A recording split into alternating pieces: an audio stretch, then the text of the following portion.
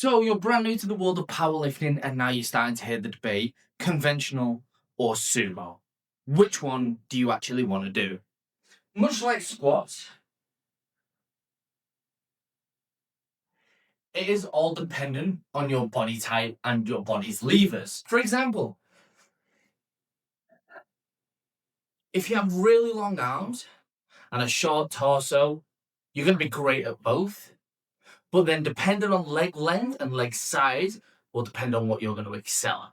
But if your ass is so fat that you have to jump while you put jeans on, I'm going to say conventional is probably going to be the best one for you, as it uses a lot more of your posterior chains, which are your glutes and hamstrings. If your thighs and adductors are so big you could probably crush watermelons, I'm going to say sumo is probably going to be better for you. Just because it does use more quad and more adductor strength than conventional. Specificity like that doesn't actually mean that one or the other is going to be best for you.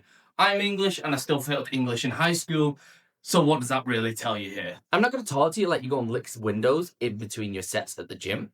I'm going to talk to you like one of my athletes now. For myself personally, I use sumo.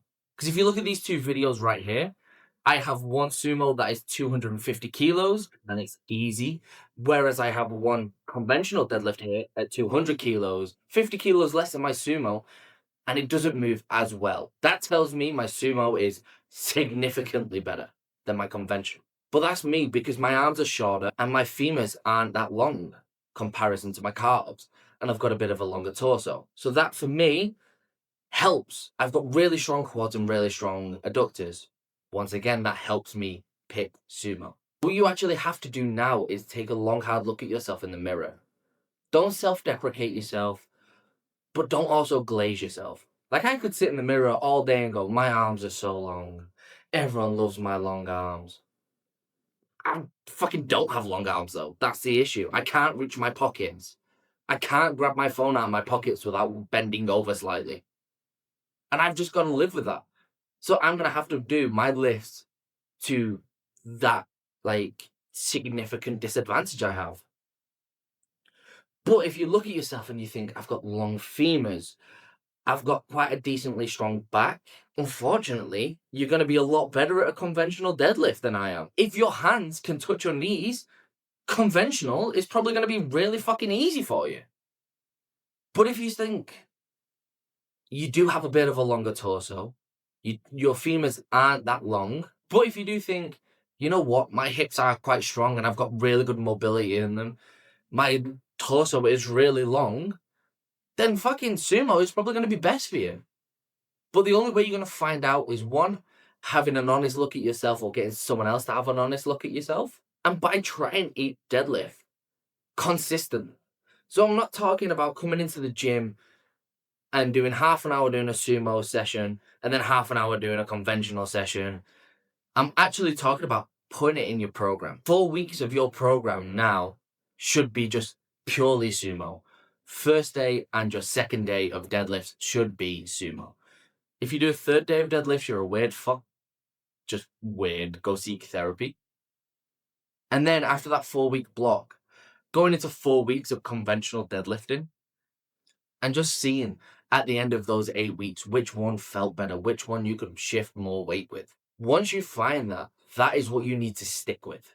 Just for a little bit of time. Once you find that technique that's perfect for you, you're going to start to find technique breakdowns that you need to work on. This could be your lockout issues, mobility issues. This could be anything that can hinder your deadlift. And you're going to need to work on them. Like lockout, everyone thinks, oh my God, my lockout is shit because of my glutes. Everyone thinks this kind of stuff. I need to do more rack pulls. I used to think that as a coach for a long time. But you start to find out it's your technique at the start of your lift. Meaning that you're not in the right position when you start your lift. So that when you get to the end, you've used so much fucking energy and you're in the completely wrong position to actually smash your hips through and lock that shit out. But before you go out and try everything, I want to give you a few mistakes that I have done, I have lifters that I've done, and common mistakes that I see people do. In sumo, some of the most common mistakes are people put their feet too wide for their mobility. So for me, my perfect sumo stance is my ankles are on the rings of a stiff power bar. That is perfect for my hip mobility. Some people you can see on Instagram can shove their toes right out to the plates, and that is a perfect stance for them. Even on an 8 foot, 9 foot deadlift bar, they can get their toes all the way out to the plates. Fucking good for you. My hips cry watching those videos. The second mistake I see a lot is you try to pull a sumo like a conventional. I mean, you shoot your hips up a bit too quick at the back. What you need to be doing in a sumo is getting your hips right underneath yourself, keeping your torso nice and tall, a bit like a high bar squat. And then instead of pushing the floor down and away, you want to push them out and away. So instead of pushing down, you need to push out. And that is one of the biggest mistakes and one of the biggest teacher points I have to give to people who move over to sumo from a conventional deadlift. On the flip side, the conventional deadlift, I see everyone getting the hips too low. And they're trying to turn it into more of a squat. When you get into that position, your knees are too far over the bar, so you have to shoot your hips up to get the bar round your knees. But then when you shoot your hips up, it's all lower back and it's an RDL. And I'm not sure about you, but I sure as shit can't RDL over 250 kilos, nearly 600 pounds on a fucking RDL. The next one is yanking on the bar. Whereas sumo, you actually kind of have to get wedged in and set up and you get all that tension on the bar. Conventional people, some of them just sit into it and then just rip the motherfucker off the floor, the grip and rip attempt. They see a lot of elite level lifters doing this, but what they don't know is the elite level lifters actually get tension into the bar before they rip that motherfucker. And what I mean by the tension in the bar is what a lot of people call the slack pull. You'll hear a little click in the bar. That's what you actually need to be pulling on before you even attempt to pull the bar off the floor. So if you don't get enough tension in the bar, you're not actually gonna do that well in the deadlift, especially on a deadlift bar where it's got so much width. A stiff bar is a little bit different. The bar and the weights move together, whereas on a deadlift bar, the bar bends first and then the weights leave the floor. So getting the tension in if you do use a deadlift bar is going to be a major component of actually getting a good deadlift. So if you do want a second set of eyes on your deadlift or on your program, there is 2 links below. One will take you to a free program check to see if the program that you're doing is correct for yourself. And the second one is to my Discord. Every Friday, I do a form check Friday where you can upload your videos, and for free, I'll have a look and tell you what you are doing right and what you are doing wrong.